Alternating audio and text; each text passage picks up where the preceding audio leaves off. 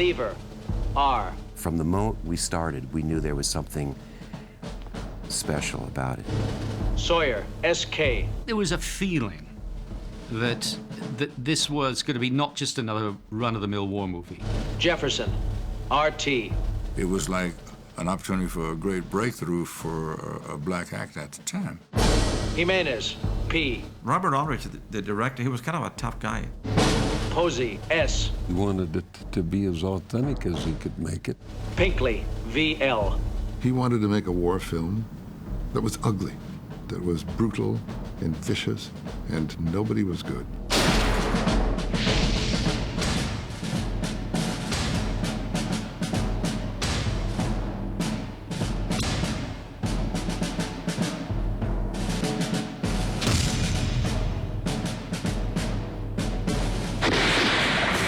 Dirty Dozen shows you that wars ain't nice things.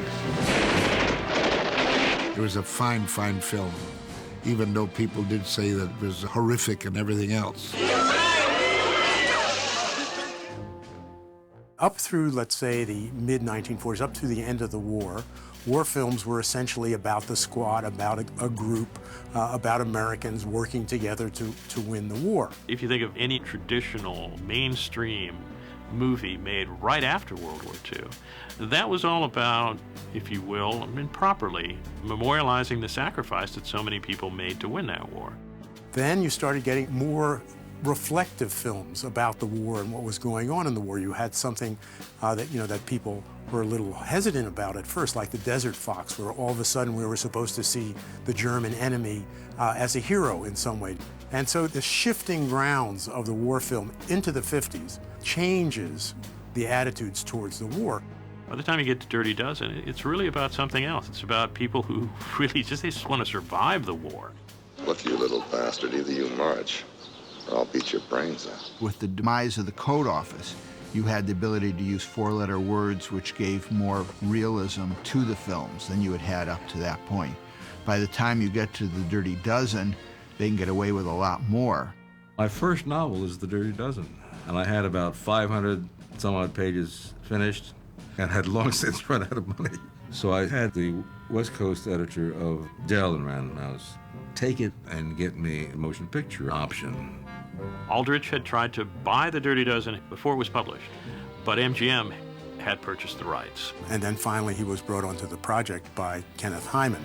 MGM said, "We own a book. Would you like to produce it?" I read the script. I said, "It's interesting. I like it. But if you want me to do it, I want to start from scratch. I'd like Nunnally Johnson to do the screenplay." To make a long story short, Nunnally Johnson was signed to do the script. I then went after a director. And I knew Aldrich because we had done Baby Jane. I was executive producer on that. He had an ornery quality that I liked a lot. He was his own man. He was terrific with actors. Aldrich, of all of the great directors I knew how to deal with an individual on that individual's basis. He was the kind of a fella, all man, very quiet, soft-spoken. People jumped when he, said, jump. He was a tough guy. He'd been around. After all, this is a guy who managed to control Betty Davis and Joan Crawford in a movie. Baby Jane. I think Aldrich obviously had, if not a reputation, at least could demonstrate from his previous films that bringing together a group of actors and staging ensemble scenes was something that he was comfortable doing. I think you must cast a director like you cast an actor, and I thought he would be superb casting for the movie. Happily, he liked what he saw and said, "Let's go." Deal was a good one from Aldrich's point of view, not only in terms of the money, but also in terms of the creative prerogatives it gave him. He had cast approval. He went in saying that he needed to rewrite the script. He wanted to bring his writer, Lucas Heller, in to do a polish. Aldrich read the script, and while it was well-crafted, it was, he thought, a 1945 war movie, and that's not what he wanted to make. So what he asked from Heller was to essentially make it reflect a lot of the concerns of 1967.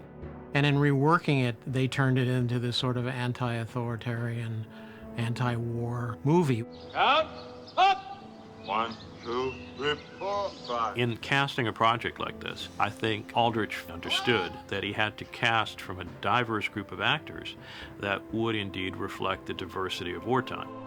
I think the fact that the part of Major Reisman was originally offered to John Wayne is intriguing, and also it's intriguing that John Wayne turned it down. Afterwards, Aldrich was accused of not wanting Wayne because of his politics, and Aldrich pretty straightforwardly said that's not what mattered to me. It was Wayne's on-screen persona. He knew John Wayne would, first of all, change the whole tenor of what became Lee Marvin character. I think we were very lucky to get Lee. At the end of the day, Lee was better than Wayne would have been. Look, they might not be pretty, but any one of mine is worth 10 of yours. Lee Marvin brought a commitment to the character and brought something to that character which John Wayne wouldn't have brought the same thing to it. Lee Marvin was all Marine. I mean, he was a Marine, that was it, period. Lee was a great person, very bright, and very strong, as he would have to be to lead that group of men.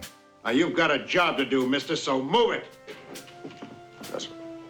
When The Dirty Dozen came about, Robert Aldrich had certain actors that he was very fond of and they would use again and again. Ernie Borgnine was one of them. I was making McHale's Navy at the time, and I had to get back for McHale's Navy, but this fit into the thing just perfect, so that I could go to England, make the film, and come back and still be in time to start shooting McHale. This war was not started for your private gratification, and you can be damn sure that this army isn't being run for your personal convenience either. Ernest Borgnine is interesting because Ernest Borgnine has always been sort of an alter ego for Aldrich. He looks a lot like Aldrich. And so he in many ways, he sometimes plays his alter ego, and you see it a little bit in The Dirty Dozen. When he's running the meetings, that's the way Aldrich sort of ran meetings, you know, with a drink and sort of this, yeah, I'm following the rules, but I'm not really following the rules. John, good to see you. Don't you give me that. We had dinner last night together, remember? Be nice. I was involved with The Dirty Dozen because I had worked for Robert Aldrich. He was a friend, and he gave me a shot at things when I was first starting out that were very meaningful for me. Originally, I wanted to do the part that Telly Savalas did, the crazy nut, and Aldrich said, George, believe me, you could play the Savalas part, but Savalas couldn't do what I need you to do. So it was a very nice compliment. I would have worked for him anyway. Aldrich liked to use people on two ends of it. He liked to use people who were older, who had established names, like Robert Ryan and Richard Jacob. But he also liked to get people who were sort of maybe down on their luck, or people who were just give them a little bit of a start. And so you have the case of like John Cassavetes, who started the independent film movement. But he'd always been sort of put aside. He hadn't worked much because he was temperamental, because he had that whole sort of independent attitude. So what are you gonna do? You gonna hang us? What can they do? They can't do nothing. Cassavetes didn't want to do the movie. He wanted to direct the movie. I had almost a fist fight with him to cry. He'd say, Johnny, for God's sakes, this is a wonderful role. Do the movie. Put the money in your pocket, then make your movie. And he almost didn't do it. Who is refusing to shave? We are. Who is we? We! I remember Lee saying to me once that Cassavetes was a huge help to him because of John's spontaneity and the way he'd chop and change things and bringing stuff to Lee that Lee could, could work off of, and really kind of brought the conflict of the dozen in a single voice to him. I don't like officers, not any of them, and I never have. Charlie Bronson was a very unique guy. I remember that when we started filming, everybody was afraid of Charles Bronson. Everybody was very intimidated by him. Charlie Bronson had instructions to get his hair cut. And just before we started shooting, he still hadn't got it done. Everybody else was buzzed out of their head. Bob Aldrich is on the telephone at the end of the table. He said, Charlie, I have your lawyer on the line in California. He wants to know whether you're going to get your hair cut or he should come over and cut it. You gonna tell us or not? Who the hell? I don't think he wanted to be in England. I don't think he was particularly happy with life at that time, and he was pretty well morose through the whole movie. Major! Yes, you, Major Reisman. I saw those filthy strumpets. Telly Savalas, I mean, I don't know anybody that could have done the part as well as he did. Do we have to eat with niggers? Telly was interesting because he brought another edge to the story that it really needed, and in a way, I think on set, Telly was almost like that a bit. At one level, Dirty Dozen is really a male testosterone-driven picture, and you have a lot of actors coming from different kinds of genre forms. Clint Walker coming from the Western. Kind of rough on the little fellow, aren't you? Like to try that with me? Working with Clint Walker, I'd never met him before, but I used to watch him a lot on Cheyenne, his big series on television. It was like a vacation to me, you know. I was used to television where, you know, I was in almost every scene, and you know, you had to get 14 pages a day, whereas when you're shooting a picture like that, you know, if you get 4 or 5 pages a day, boy, you're doing great. Don't sweet talk nobody. You know why I'm here. Or maybe you think I should have let those cracker bastards go right ahead and castrate me. Jim Brown, the greatest football player of all time up to that point, maybe even generally of all time. And this was the moment in which he decides to go into the movies instead, to leave his career. Bob was an insane football fan, and I think he would have done anything to spend a couple of months with Jimmy Brown just to talk about football.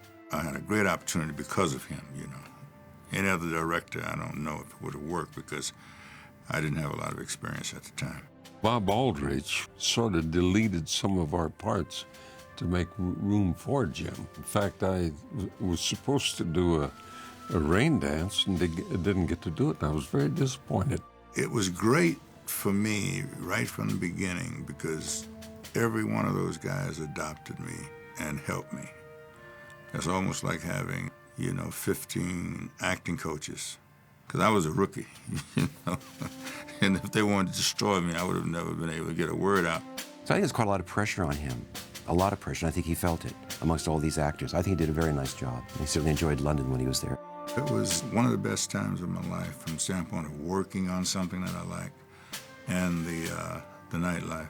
We played some football, but scary when he'd come running at you, I tell you. And then there were people in it who were just present. Like Trini was in it for personality. Buenos dias, Major. Trini had a kind of lightness, and so we fit in for varieties. If you reach to plug one, as sure as you are born. Trini Lopez was a very, very important singer. My agent at that time, he didn't want me to do the film. And I said, why? And he said, because, you know, you've never really done any acting, and I think you're gonna get lost in the shuffle with all those big stars. And I said, well, the old saying is, if you wanna learn how to swim, you have to jump in the pool. And so that's exactly what I did. What's the matter? You need a special invitation? No, sir. No, sir? I mean, yes, sir. Then move it.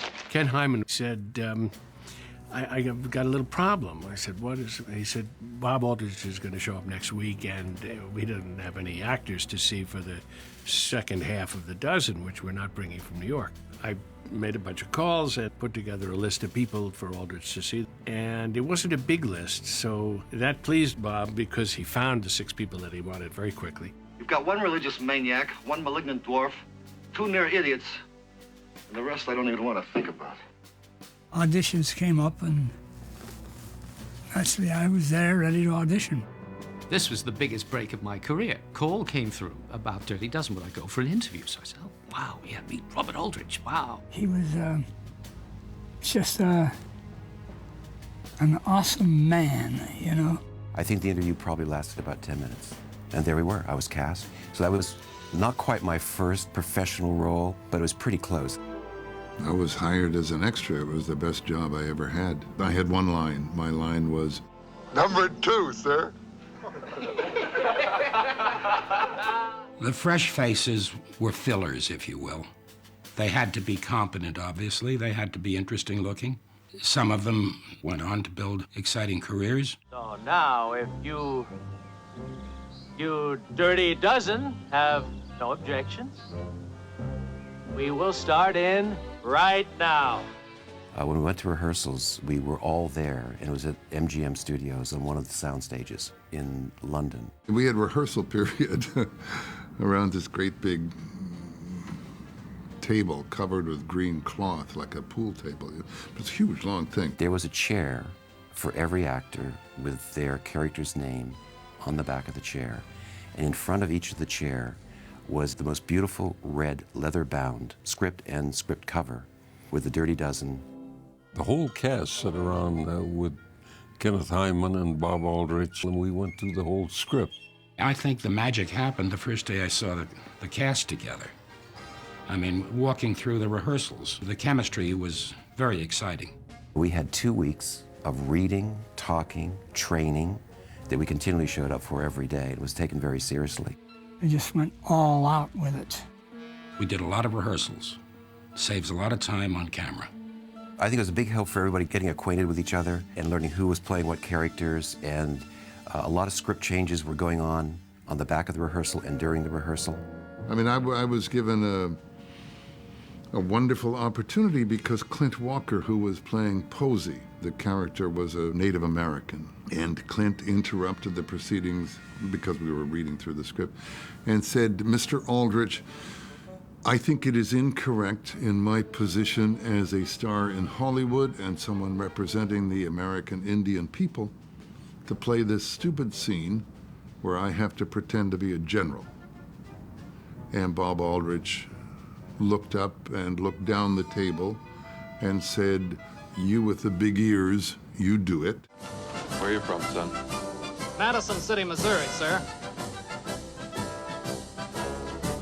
Never heard of it. And that changed my life completely. Ingo Preminger saw that scene and gave me MASH. The very first day of working together, Lee Marvin had just come back from winning the Academy Award. He'd been nominated for Capaloo. And on the next day of rehearsal, when we all arrived on time, Lee had already shown up. And he was sitting in his chair at the head of the table right next to Bob's chair. The Oscar was plonked right on the green felt. He looked like he hadn't slept in days, and he probably had far too much to drink. And he just sat there with this Oscar. Everybody congratulated him, of course. He didn't say a word, but it was just an unbelievable moment. It was wonderfully cute and totally in the Lee Marvin style. Lee Marvin and I were working back and forth. And they said, "Okay, let's take 5. So we went outside, and this one man came by, one of the cast, and he said, "I wonder what 2 Academy Award winners have to say to each other."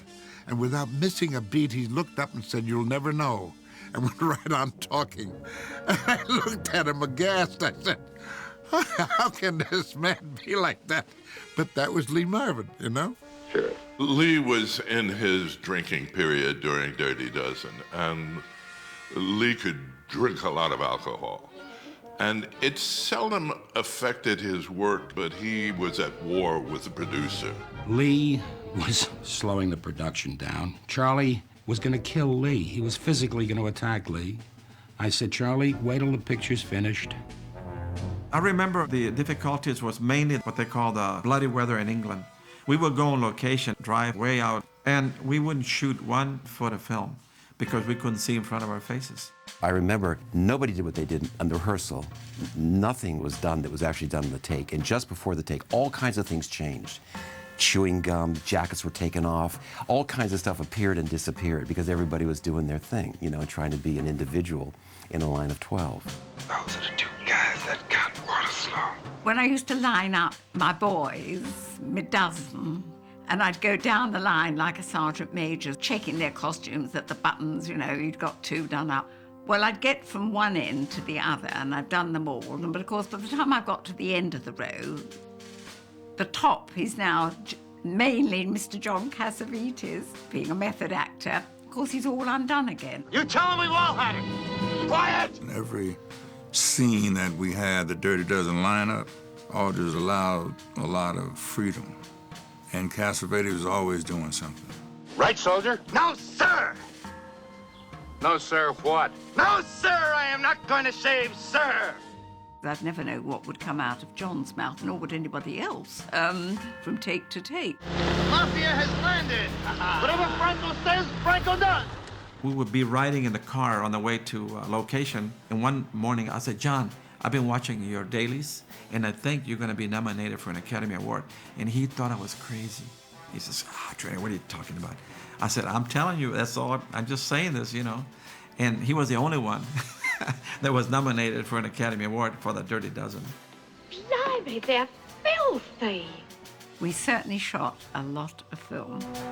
Bob Aldrich believed in doing a master as every director does, and he would then do a take from every conceivable angle. If it was just a simple two-person shot, he would get a crane and he'd shoot directly down, he'd dig a pit and he would shoot up. And of course, this added to the overall length of the movie. I'm sure it must have driven the producer mad when he saw that once again they were dropping behind schedule, but that was his way. And he was a master craftsman, and it showed, I think, in the film. The picture was running really, really late. My contract was for 4 months, and I stayed 3 extra months, and the picture was not even half completed.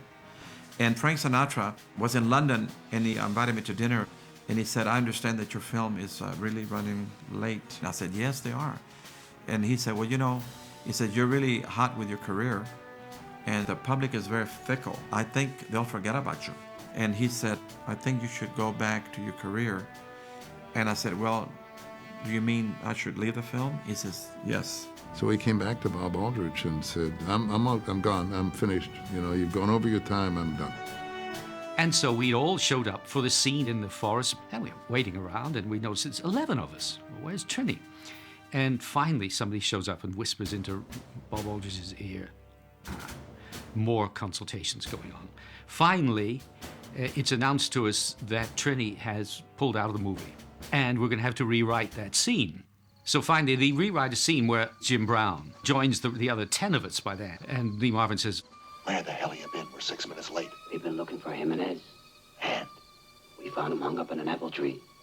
His neck's broken. You mean he's dead? That's exactly what I mean. Trini came to the screening that night, even though he was done. And he looked at the picture and he said, oh shit, Mr. Aldrich, I would like to come back and play this and finish the role.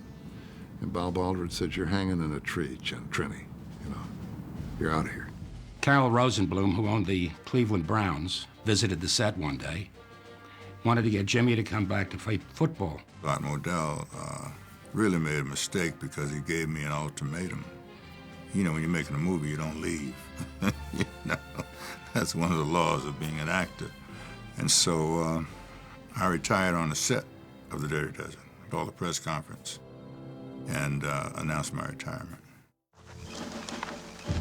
The film was shot to some extent in sequence. So the chateau, which more or less is the end of the movie, we shot late October on overnight shoots. Bob had these huge white cards, and he wrote on these cards all the various pieces of action because he had so much to cover. That whole chateau sequence, I mean, I don't know how many cuts are in it, but it's huge. It's just like the Major said it would be. Yeah. Really some spread, ain't it? I think the chateau build was probably around 16 weeks, something like that, from the riggers going in and the plasterwork going on top.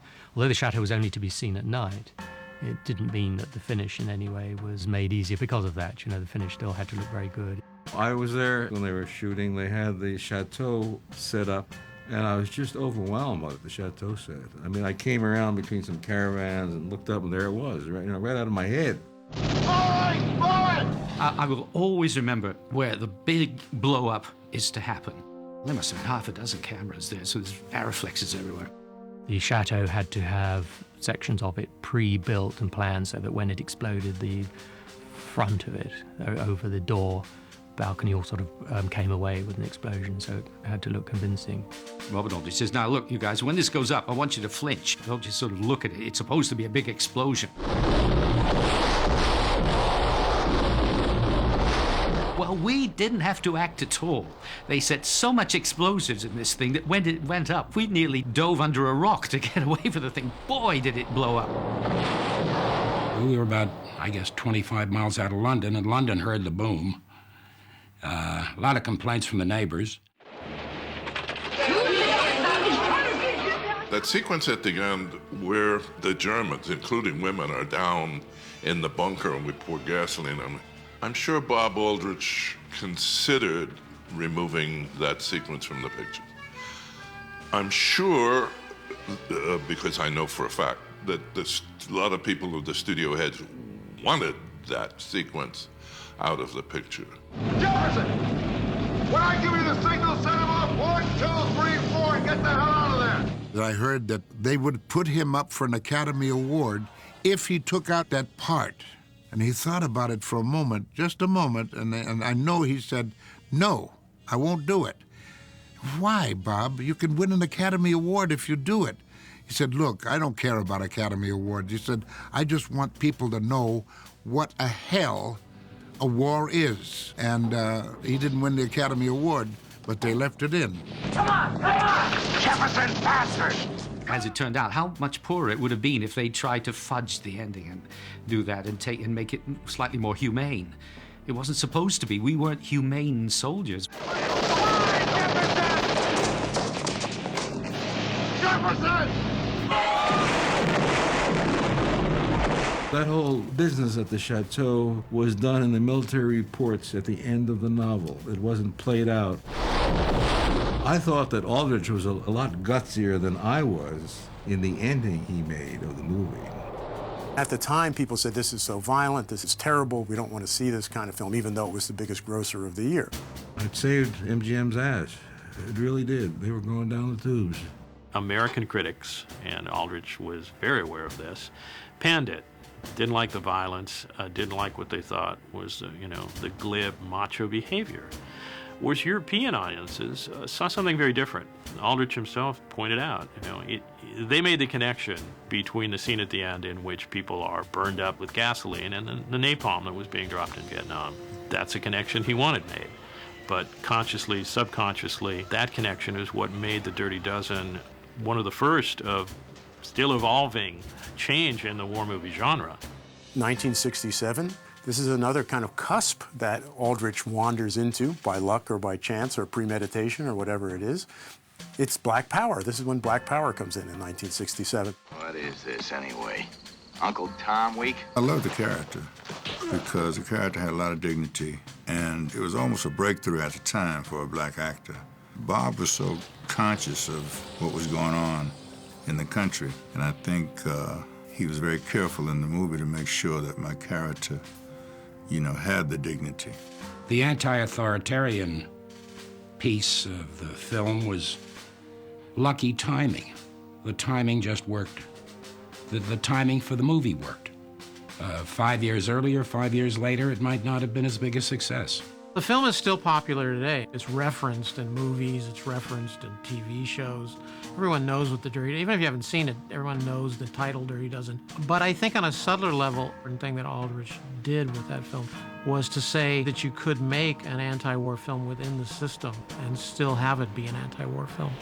Bob and I had a very tenuous but strong friendship. I told the truth and he told the truth. Now, two guys who tell each other the truth in the film business can be very rough and rocky. And it was, but it was also wonderful. He's a big loss, a huge loss. I suppose probably I have regret Bob asked me to do another picture, and I didn't do it, and I really owed it to him to do it, because MASH had come out, and it would have been good for me to have done it for him, and I regret that. I really do.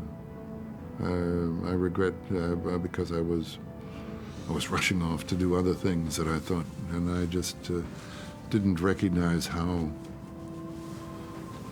truly important he had been in my life as a man. I have huge affection for him. I owe a lot to Bob Aldrich, in the sense that a director called Delbert Mann, who directed Marty, came down to get some pointers from Bob Aldrich. And when he came down, of course, he had the script of Marty under his arm, and Bob Aldrich said, "May I read the script?" I said, "Sure." He read it, and at a party a couple of weeks later, Bob Aldrich was asked by the producers of Marty who, in his estimation, could play that part. Did he know of any actor? He says, I know of only one actor, he said, Ernest Borgnine. And he's a killer. He stabs people in the back, and he kills and shoots, and he said, don't kid yourself. He's an actor, and he can do it. So they said, well, let's take a chance. And the rest is history, thanks to Bob Aldrich. Bob Aldrich had a huge impact on me as a young actor and a potential director, and I probably learned more watching Bob. People ask me about directing, where you go to school. I did it on The Dirty Dozen. Did a fine job, Major. I'll see you around. Dirty Dozen was a hit from the instant it showed up until today. It still plays, and the audiences are phenomenal because Dirty Dozen stands up. It was a great film. Killing generals could get to be a habit with me.